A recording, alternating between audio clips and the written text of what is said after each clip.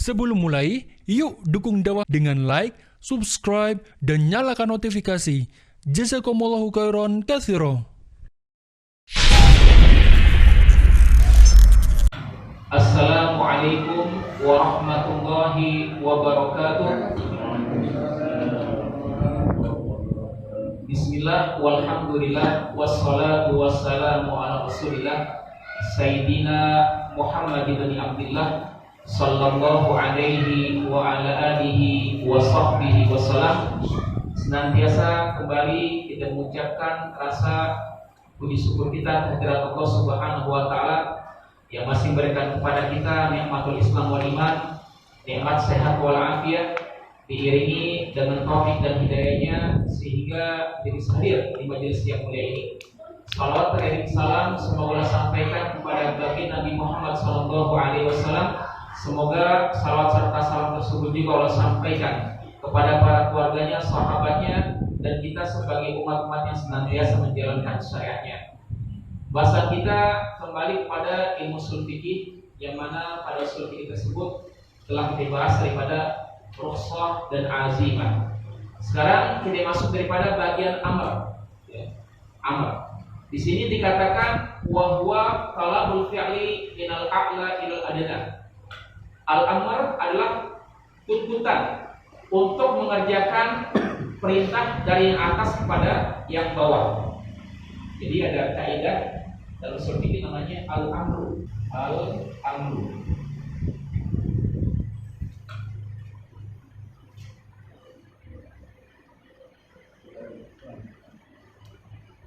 Wa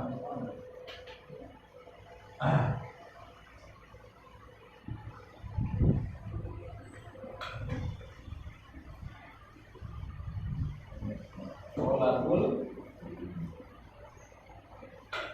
amri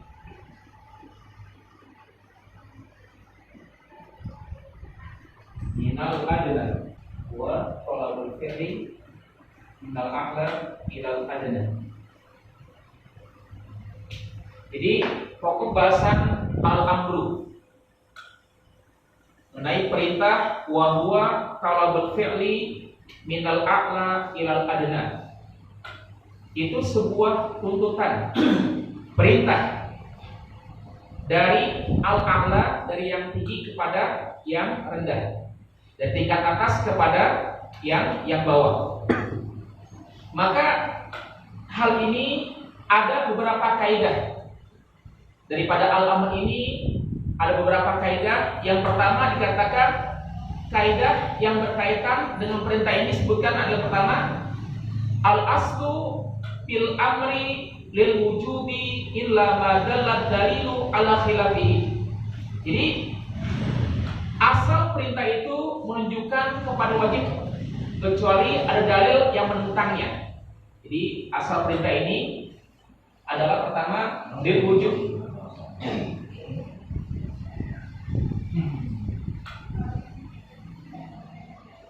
Lil wujubi.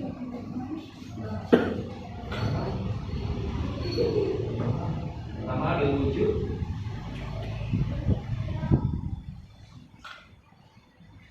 Madalah dalilu madalah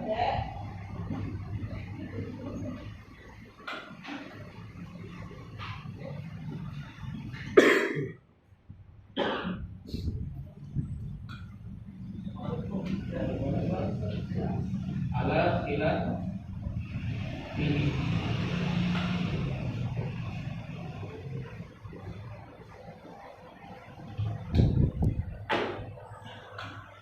Jadi bagian amr ini, perintah ini seringkali ya kita pahami bahwasanya kalau perintah ini adalah tuntutan ya, tolabul fi'li minal adn minal a'la ila adna. Maka ada kaidah dari amr ini. Setelah kita pahami arti amr adalah tuntutan perintah untuk mengerjakan dari tingkat atas kepada yang bawah, maka kaidah pertama dikatakan al-aslu fil amri wujub illa ma dallat dalilu ala khilafihi. Asal perintah itu menunjukkan kepada wajib kecuali ada dalil yang menentangnya. Maka ada jelasan secara akliyah, akal, ya, akal. Jadi seorang hamba ini manusia disifati sifat pembangkang. Ya sering, ini kan bikin hukum, kalau manusia ini bikin hukum tapi banyak dilanggar kan? Banyak dilanggar. Maka akliyah ini yang paham adalah Allah Subhanahu wa taala yang menciptakan langit dan bumi, menciptakan manusia dengan berbagai macam karakter-karakter, dengan berbagai macam sifat-sifat, yang paham dari awal sampai akhirnya. Maka dengan alasan tersebut secara akliyah seorang hamba disifati sifat pembangkang karena seringkali tidak taat kepada tuannya, tidak taat kepada Allah Subhanahu wa taala. Maka itu secara akliyah, akal. Jadi seorang hamba disifati dengan sifat pembangkangan kepada tuannya. Sekarang ada dalil nakliyah, daripada ini nakliyahnya itu merupakan Quran surat An-Nur ayat 63. Jadi akli ya, secara nakliyah. Kalau akliyahnya manusia punya sifat pembangkang.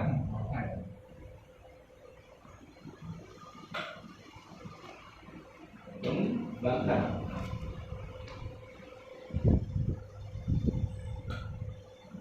Secara nakli ya, nakli ini berupa Al-Quran atau hadis ya. Di sini surat An-Nur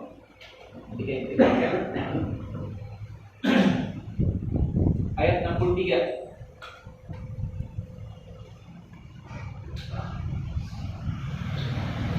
Dikatakan di sini, "Falyahdharil ladzina yukhalifuna an amrihi an tusibahum fitnatun aw yusibahum adzabun alim."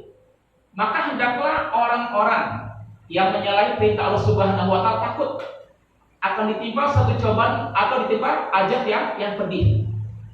Inilah ya merupakan kalimat fal yahdharil ya, hendaklah orang-orang yang menyalahi, yang mengingkari perintah Allah Subhanahu wa taala, seharusnya mereka takut, ngeri kalau mereka tinggalkan perbuatan tersebut, maka mereka akan ditimpa cobaan atau azab yang pedih. Jadi paham, para umat terdahulu Allah Subhanahu wa taala mengazab mereka dengan sebab melakukan satu dosa. Kita lihat umat Nabi Nuh alaihissalam punya sifat pembangkangan. Nabi Nuh berdakwah mengajak orang ke jalan Subhanahu wa taala selama 900 tahun. Ya, 50 tahun diajak jadi Islam Rasul. 900 tahun itu ditugaskan untuk mengajak orang ke jalan Allah Subhanahu wa taala. Tapi yang hanya ikut jadi ya, umat Nabi Nuh hanya 80 orang. Mereka ini banyak ingkarin kepada Nabi Nuh alaihissalam. Sampai Nabi Nuh pun dicemooh ya. Nabi Nuh dicemooh dan kalimat ketika mereka mengingkari ya daripada Nabi Nuh, dikatakan Nabi Nuh jangan kau sembah ya patung orang terdahulu yang mensekutukan Allah Subhanahu wa taala, menyekutukan Allah Subhanahu wa taala, tapi mereka membangkang. Maka ketika Nabi Nuh alaihissalam bikin kapal yang besar di daratan, ya dibilang Nabi Nuh adalah tidak punya akal. Maka ketika Allah turunkan azab, habis semua tuh ya. Hanya 80 orang saja yang beriman kepada Nabi Nuh alaihissalam. Ini merupakan dasar ya daripada dalil tersebut. Nah, ada lagi ya. Kalimat dikatakan sebagai al-amr ya. Kalimat wa aqimus sholata wa atuz zakat ya. Aqimus sholat wa atuz zakat. Dirikanlah sholat dan tunaikanlah zakat. Ini kalimatnya akim ya, daripada fil amr ya. Merupakan kalimat perintah ya. Maka aqimus sholat dijandakan adalah sebagai amr, ini merupakan hukumnya adalah wajib. Wa atuz zakat, begitu juga dengan membayar zakat. Ini daripada kalimat al-amru. Jadi setiap ada ayat ya, yang berbunyi umumnya bentuk perintah adalah kalimat wajib ya. Aqimus sholat wa atuz zakat ya. Wa aqimus sholata wa atuz zakat.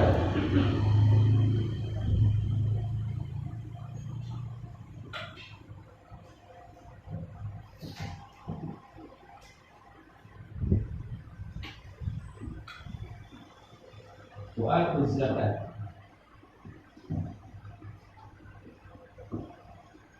Ini aqimu adalah amr, ya, perintah. Wa aqimus shalah wa atuz zakat. Nah, sekarang kita bisa lihat lagi untuk memberikan ya pemahaman kita lebih panjang tentang masalah daripada hal-hal yang berkaitan dengan al-amru. Sedangkan makna amar ya daripada ulama yang menyebutkan ijabun ya, ijab ya. Arti tuntutan wajib mengerjakan kepada pekerjaan yang diperintahkan hal tersebut. Ada juga amar menurut ulama yang lain lamsun yuradu bihi ayyaf'al al-ma'mur ma yaksudu minal amr. Lafal yang dikehendaki dengannya supaya orang mengerjakan apa yang dimaksudkan ya. Kalimat if'il ya, kerjakanlah ya. Idrib, pukullah. Unsur ya, tolonglah. Itu namanya amar. Ada lagi kalimat di sini katakan huwa lafzun yutlabu bihil a'la mimman huwal adna minhu fi'lan ghairu kafin. Satu lafal yang dipergunakan oleh orang yang lebih tinggi derajatnya untuk meminta bawahannya mengerjakan satu pekerjaan yang tidak boleh ditolak. Ya, seringkali kalau bos kita nyuruh perintah ya sesuatu yang bersifat pekerjaan tambahan, mungkin kita akan lakukan dengan harapan mungkin ada uang lemburnya, uang tambahannya. Ya. Ini Allah Subhanahu wa Ta'ala yang memerintahkan makhluk ya dengan ketetapan, tapi banyak saja di antara mereka yang mengingkari hal tersebut. Ada lagi tadi sebutkan buat talabul fi'li minal a'la ilal adna. Satu tuntutan permintaan dari atasan kepada bawahan untuk mengerjakan sesuatu. Nah, berkaitan hal tersebut ada beberapa hal daripada amar. Perintah dalam Al-Qur'an yang tadi kita jelas sekali kepada aqimus shalah wa atuz zakat. Ini kalau kita buka Quran surat Al-Maidah ayat 35. Ya. Di sini sebutkan kalimat amar ini untuk bertakwa kepada Allah Subhanahu wa Ta'ala. Sebutkan bismillahirrahmanirrahim.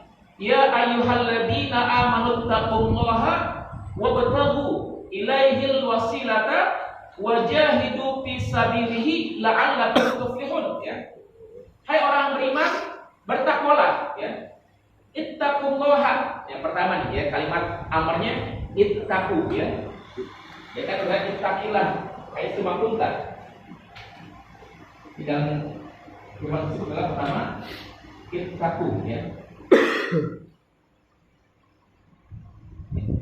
Tidak takil amarnya. Dikatakan ittaqullaha ya. Ya ayyuhalladzina amanu taqullaha wabtaghu ya. Yang kedua adalah dikatakan di sini setelah ya ittaqullah wabtaghu, ibtaghu. Yang kedua bil amar, perintahnya ada tiga nih ya. Ibtaghu. Ittaqu, ibtaghu, wajahidu ya. Jahidu.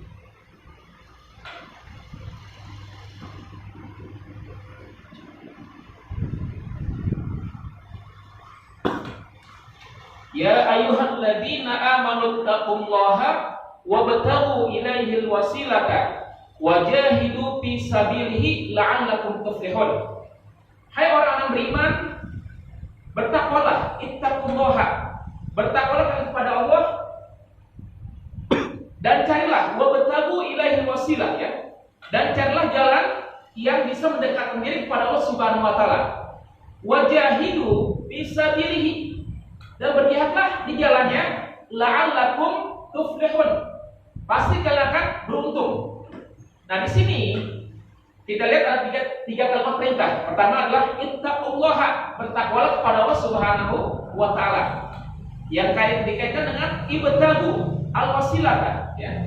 Ibtaghu al-wasilata berarti ketika kita bertakwa, maka carilah jalan untuk mendekatkan diri kepada Allah Subhanahu wa Ta'ala.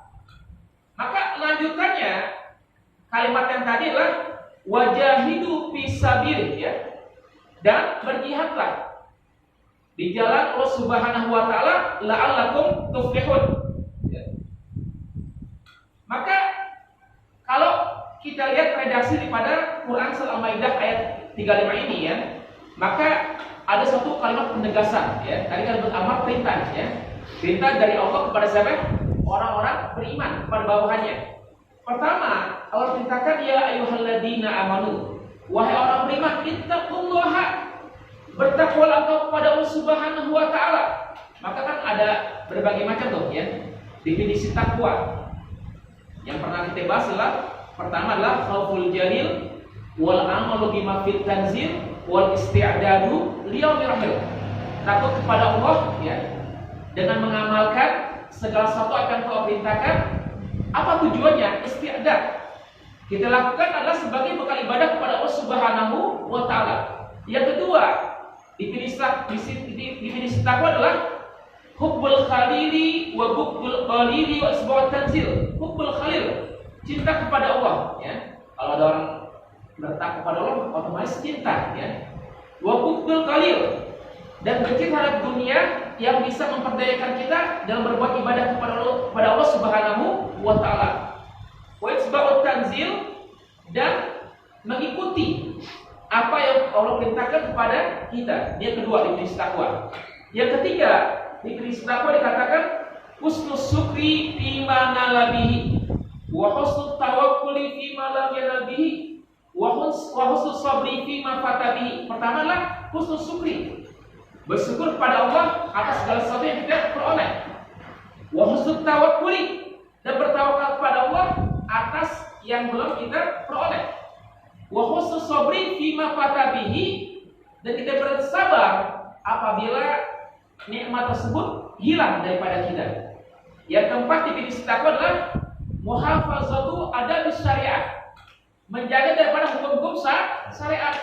Ulama-ulama telah menegaskan 4 kategori daripada definisi takwa.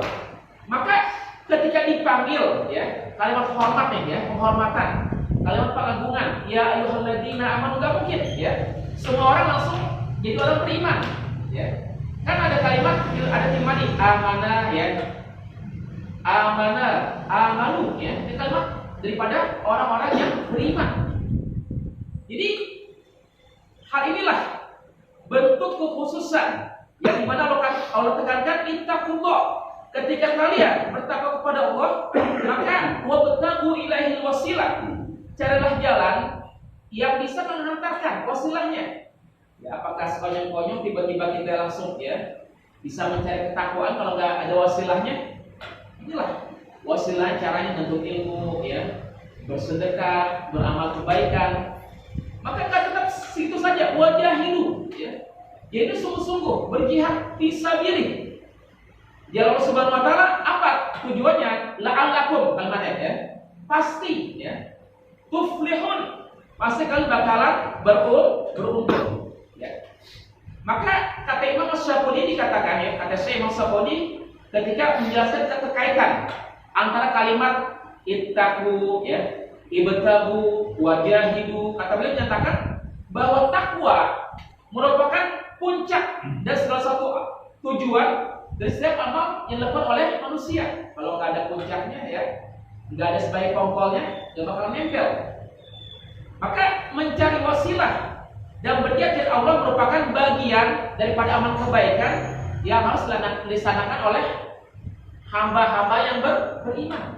Ya, ini orang kan ngeri nih ya, takut ketika bilang jihad ya, dibilang radikal lah ya, dibilang orang-orang yang anti ya hak asasi manusia. Kami wajah hidup kerahkan ya, bukan jihad ya, bukan jihad sekonyong-konyong tiba-tiba main ya tanpa ada ilmunya. Maka harus ada ilmunya. Maka kata Imam Syafi'i ini, maka keterkaitan antara kalimat satu dengan lain menyatakan bahwasanya takwa adalah puncak dari hal tersebut, sedangkan wasilah dan berjihad merupakan bagian daripada amal kebaikan yang harus dilaksanakan oleh orang-orang yang beriman. Maka ada juga ulama lain, Syekh Hawa, mengatakan bahwa redaksi ayat tadi mengindikasikan gaya keseimbangan antara takwa dan melaksanakan amal soleh. Jadi ada ayat itu seimbang. Gak mungkin orang takwa tidak melaksanakan amal soleh. Kan tadi sebutkan ya, takut sama Allah ya, melaksanakan daripada adab-adab syariah.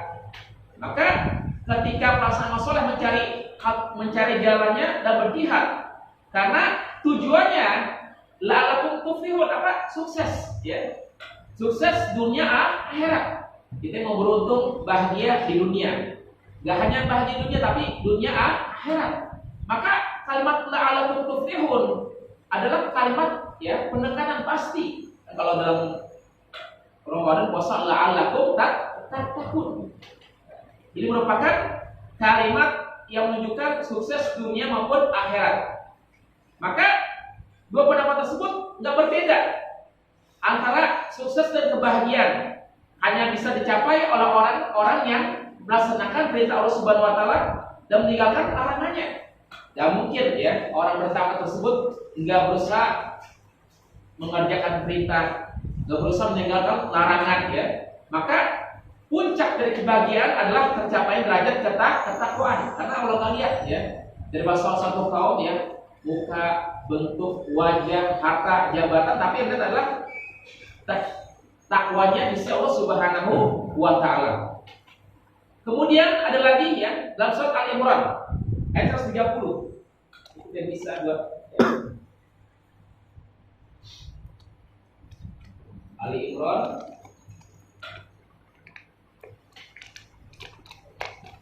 ini buat ya jelasan daripada Al-Amr, karena seringkali Al-Amr diwujud ya madal dari ala khilafihi. Kalau nggak ada dalil yang berusaha ya menghilangkannya.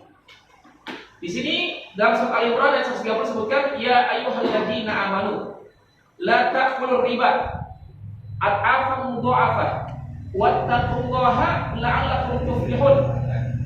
Hai orang beriman, la ta'kulur riba, jangan engkau memakan riba. Ad'afan mudha'afah, dan berlipat ganda. Wattaqullah, ya, di antara lain ya. Wattaqullah, dan bertakwalah kamu kepada Allah supaya kamu dapat keberuntungan. Wattaqullaha la'allakum tuflihun. Maka kita lihat dulu ya. Ini mengkaji masalah riba. Ada namanya riba nasai ya, nasiah ya. Menurut ulama dikatakan riba nasiah ini selamanya haram walaupun tidak berlipat ganda ya.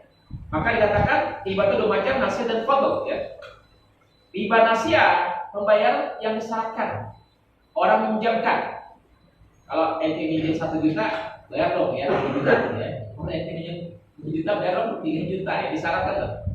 Sedangkan riba fadl menukar satu barang yang sejenis. Kalau nasiah lebihan ya, lebihnya mintanya maksa juga, tekan ya. Kalau riba fadl nukar barang yang sejenis ya, daripada jumlahnya sama. Contoh antara emas ya 1 kilo diminta ya, ketika dikembali dengan emas 2 kilo ya, 3 kilo. Kayak nuker ginian, uang 100.000 ya, ketika mau lebaran dengan ribuan ya, ribuan ya. Kadang-kadang nggak pas 100.000 jumlah ribuannya ya, hanya 90.000, itu nggak boleh. Mata uangnya sejenis, mata uangnya sejenis. Ya 100.000 juga ya, jumlah daripada 5.000 aja kan, jumlah akhirnya. Kecuali kalau 1 rupiah 1 dolar, 1 rupiah 1 real, nggak apa-apa, beda. Kalau rupiah dengan rupiah harus sama. Hati-hati ketika uang yang bisa sama ikutin. Kalau di bank mungkin sama ya. Kalau di pinggir jalan ya, ya berarti karena di nilai sama nggak boleh ya. Riba fadl nilai sama. Maka di sini maka dikatakan 2 tuntutan masa riba ini ya. Itu larang makan riba, ittaqur riba, dan perintah untuk bertakwa. Satu sisi kalimat ini larangan makan riba dari ayat ya, dan juga perintah untuk bertakwa kepada Allah Subhanahu Wa Taala ya. Maka apa sih ya hubungan wala taqul riba ya dan wattaqullah? Di sini merupakan 2 hal yang sangat penting. Karena Allah menggandengkannya dalam satu kalimat. Maka kata Syekh Al-Marogi bahwasanya didasarkan kepada kenyataan yang sudah berjalan di tengah masyarakat Arab Jahiliyah. Dulu Arab Jahiliyah ya, itu seringkali proses utang piutang. Tapi ternyata seringkali terjadi penzoliman. dikasih pinjam beberapa ya dinar ya, ternyata lebihnya minta 10 dinar ya. Kalau nggak ke 10 dinar diambil dong ya, apa anak perempuannya atau dia punya kebunnya, dipaksakan kayak kerja company itu ya, company. Jadi praktek tersebut pernah dilakukan oleh masa orang-orang jahiliyah. Maka jika seorang berhutang kemudian ditetapkan tuh waktunya dengan jumlah pembayaran yang berlipat ganda, maka setelah jangka waktunya habis ya, ternyata berhutang belum sanggup membayarnya, maka dibuat lagi kesepakatan, tapi bukan nambah ya, turun, tapi makin terus membengkak ya, makin terus membengkak. Maka apa yang terjadi, makin lama makin terus hutang banyak. Jadi sekali nih, mungkin kalau kita punya dulu ya, punya kontrakan banyak, orang-orang Betawi dulu tiba-tiba pinjam rentenir ya, orang-orang ya, apakah Batak Kristen dan sebagainya, dipinjam ya. Ternyata punya kontrakan 10 pintu ya, tiba-tiba tinggal habis semuanya ya. Karena itu dasarnya dihitung per hari ya, hari nggak bayar ya, dihitung lagi terus berlipat ganda. Ternyata pada bulannya nggak mau kebayar, diambil tuh ya, kontrakan diambil ya, tanahnya diambil. Ini masa ini pun pernah kejadian di masa jahiliyah. Maka inilah Rasulullah ya datang untuk menghapuskan daripada sifat riba tersebut, karena bahayanya sangat besar. Maka kondisi itulah Allah melarang ya praktek riba secara tegas ya dalam kehidupan masyarakat, karena udah banyak kejadian ini masa-masa yang telah lalu. Karena saya dikatakan ya praktek tersebut bisa melakukan penyiksaan, kalau nggak bayar kadang disiksa ya, kayak hukam-hukaman. Kalau dulu zaman ada ya para yang orang-orang kuat ya, dia ketika mau bayar mendatangi ya, masya Allah ya, istilah kadang-kadang penyengsaraan, disengsara itu, atau juga pembunuhan secara perlahan-lahan ya. Ini daripada akibat riba. Sedangkan orang yang ngasih utang, mempiutangi, berapa keuntungan sebesar-besarnya, gak tanggung-tanggung tuh diuntungnya. Karena ketika dia praktek seperti ini, dia ditaruh 1 tempat, 2 tempat, 3 tempat ya, ternyata semuanya pada bisa bayar, tapi punya tanah nih ya, yang besar, nilai besar, bisa berkali-kali lipat. Maka hal inilah orang pemberi hutang yang melakukan praktek riba ini, renten ya, maka dia kan semakin kaya, tapi orang lain semakin miskin. Penderitaan itu terjadi tengah-tengah masyarakat. Maka ya tak bisa juga orang yang berhutang susah payah tuh, udah coba bayar ya, dia punya pokoknya tapi bunganya masih jalan terus. Nah, sekarang ini namanya jenis ya rentenir dunia internasional, apa? Kredit ya, kartu kredit. Kita gesek lah ya, kita gesek ya. Kalian Pak akhir bulan itu terus utangnya jalan terus ya, bunganya. Udah kita bayar pokoknya tiba-tiba bunganya jalan terus tuh ya, tiba-tiba datang tuh ya surat ya pemberitahuan. Ternyata bahwasanya akan terjadi ketika pokoknya sudah dibayar tapi karena bunganya belum dibayar, yang terjadi bunganya berlipat ganda. Sehingga kita ya berusaha ya menghilangkan ya, pindah sana pindah sini ya, berusaha menghilangkan alamat ya. Jadi tuh. Karena kekhawatiran didatangin orang-orang yang menagih hutang ya dengan berupa preman-preman tuh. Jasanya ya. Jadi inilah ya, jangan sesungguhnya Allah melarang kita berlaku riba, tak perlu riba, jangan kau makan uang riba. Apa mutu apa? Ya, yang berlipat ganda. Wattaqullah. Kalau kalian tinggalkan daripada perbuatan riba dan bertakwa kepada Allah Subhanahu Wa Taala, la'allakum tuflihun. Pasti kalian akan menjadi orang yang beruntung. Jadi sekali-kali kalau kita mampu ya. Kalau kita mampu, jangan coba-coba dekatin yang namanya riba, karena dahsyat ya. Atau sisi Allah menghantar kepada kita memahami kalimat jangan, nahi ya, kalimat larangan. La ta'kulu riba, jangan makan uang riba. Berarti orang-orang yang praktek riba ini kan orang-orang yang punya kelebihan duit ya. Kalau dia punya sifat ketakwaan, maka ketika beri pinjaman pada saudaranya, pasti dilihat di kiri kanan, oh aneh masih banyak tuh ya, sini sertifikat kan ya, masya Allah ya. Ketika nggak mampu bayar, sertifikat terjadi jaminan maka sertifikatnya nanti digunakan sebagai pengganti daripada uang yang dipinjam. Biasanya seperti ini. Jadi satu sisi Allah melarang kita makan riba, maka dikatakan wattaqullah, ya. Bertakwa kepada Allah Subhanahu wa taala karena amr, ya. Perintah ini berarti hukumnya apa? Wajib, ya.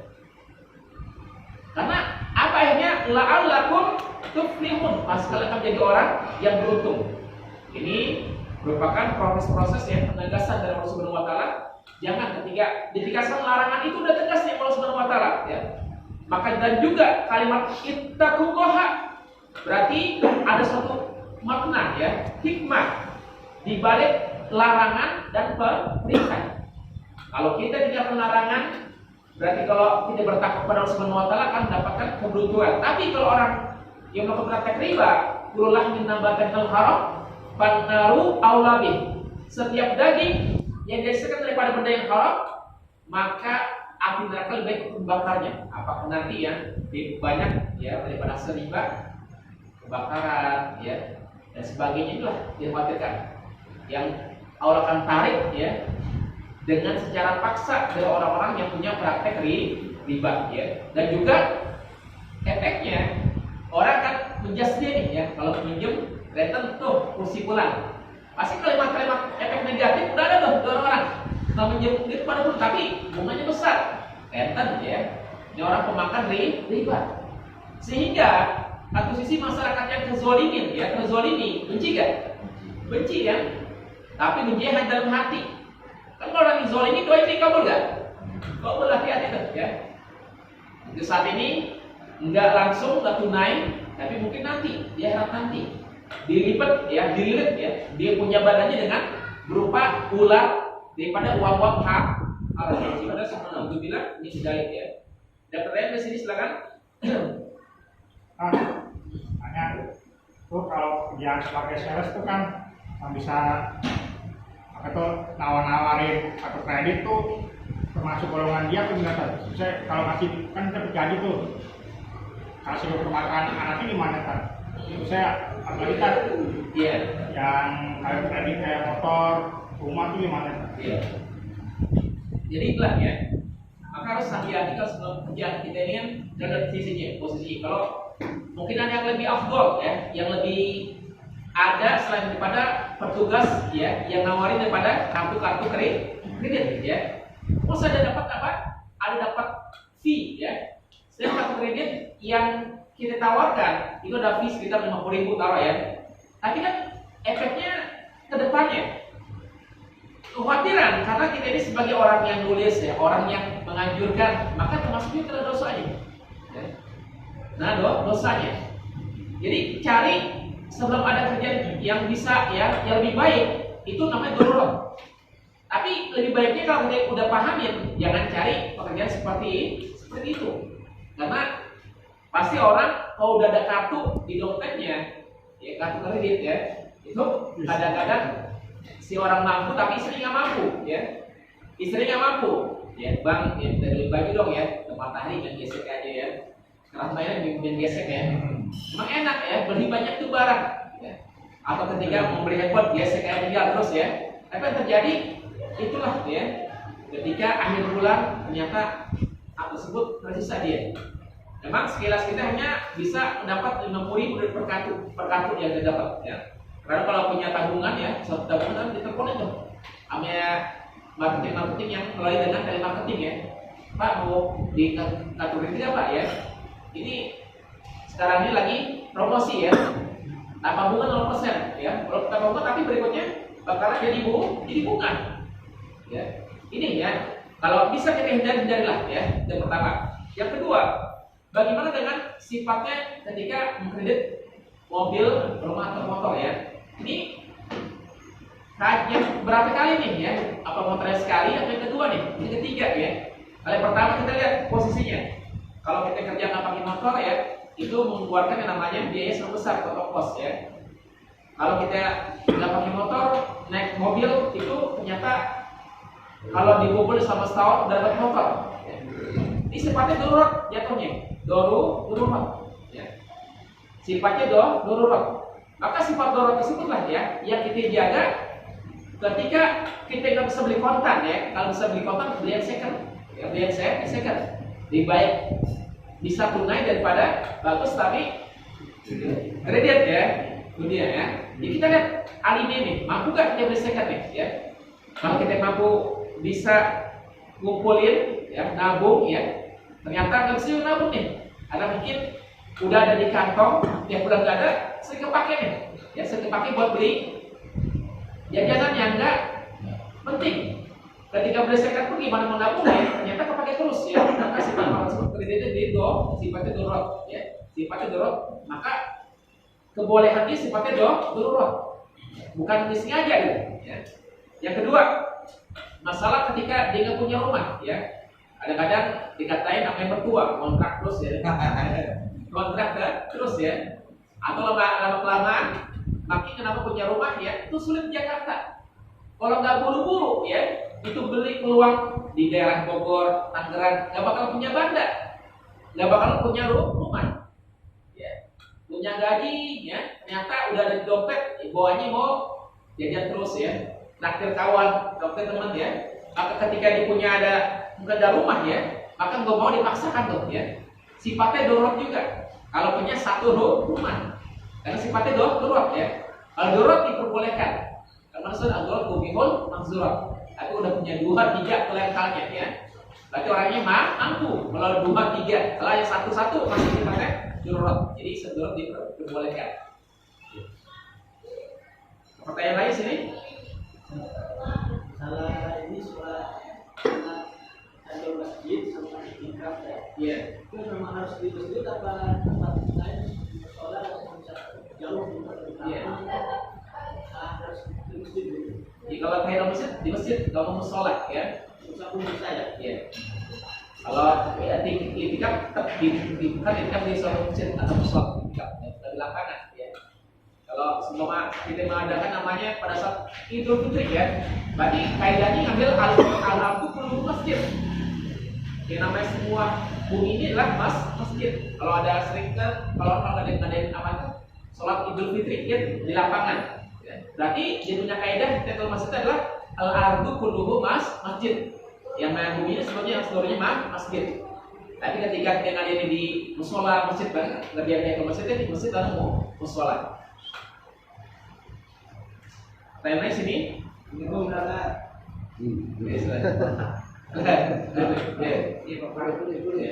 Saya enggak kebetulan saya ikut taklim di masjid-masjid pinggir jalan. Iya. Jadi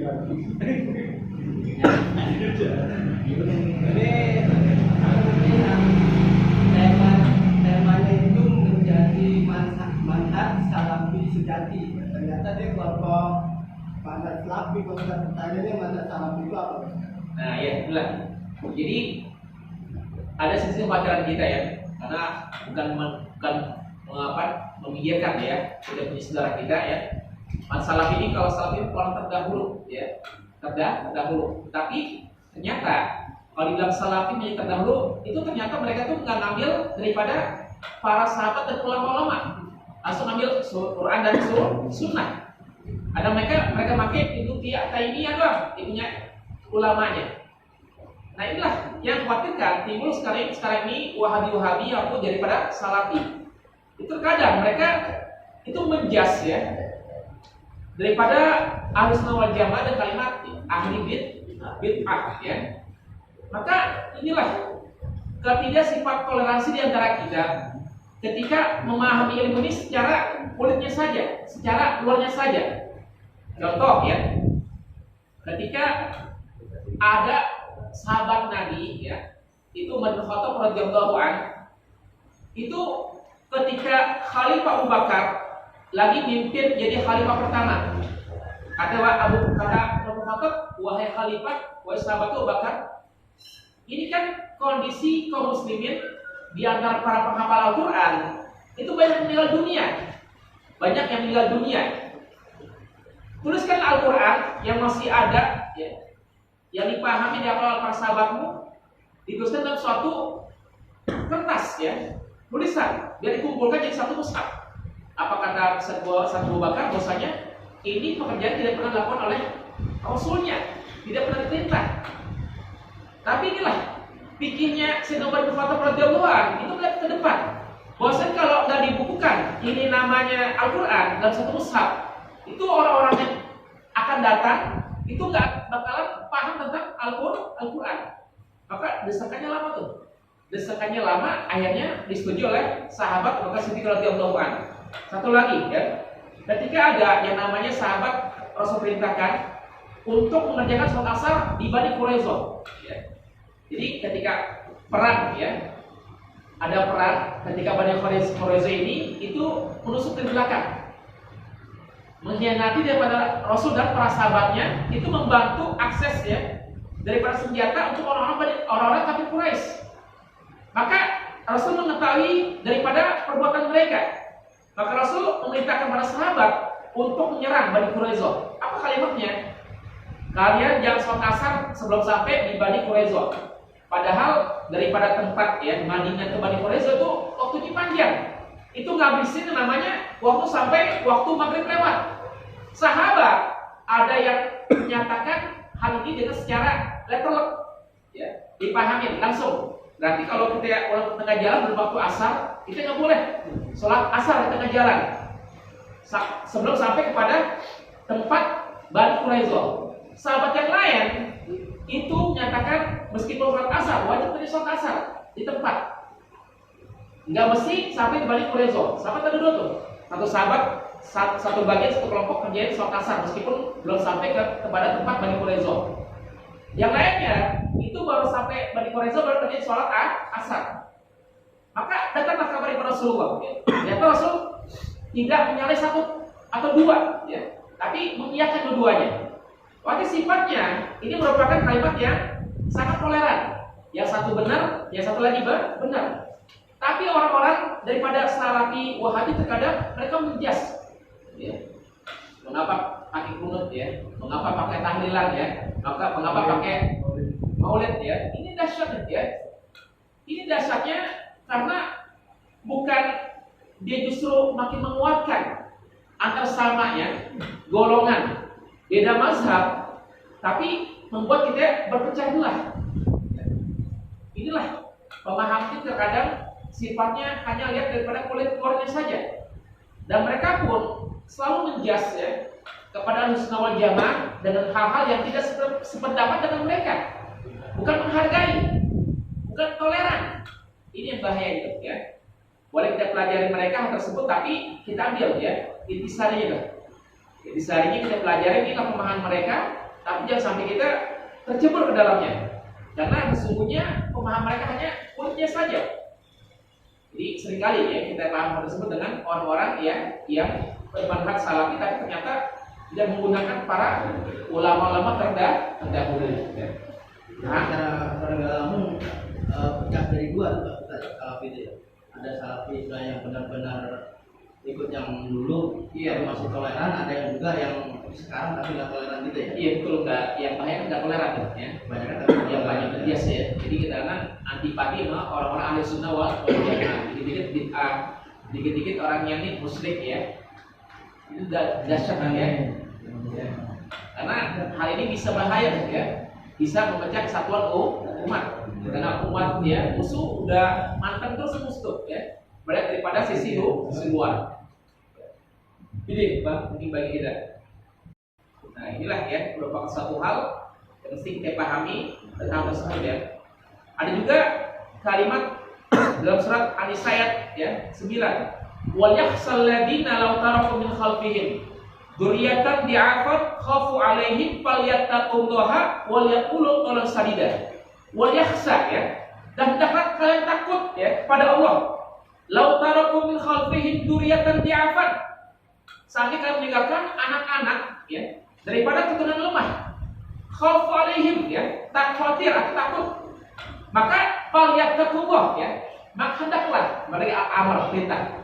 Falyattaqullaha, maka hendaklah kalian tuh bertakwa kepada Allah, wal yaqulu qawlan sadida, dan juga berkata dengan kalimat yang benar.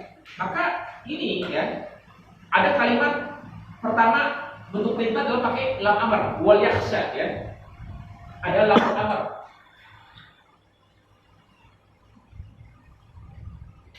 Di sini wajib besar. Wal yakhsha ya.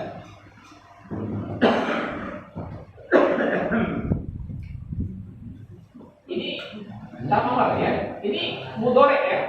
Lam amar ini masuk pada mudhari. Tapi merupakan amar juga. Wal yakhsha ya. Hendaknya kalian takut ya. Ya. Nah, ada hadis ya. Insyaallah ya. Mudah-mudahan ya meskipun sedikit penjelasannya Allah berikan kemudahan pada kita semua untuk memahami ilmu ini.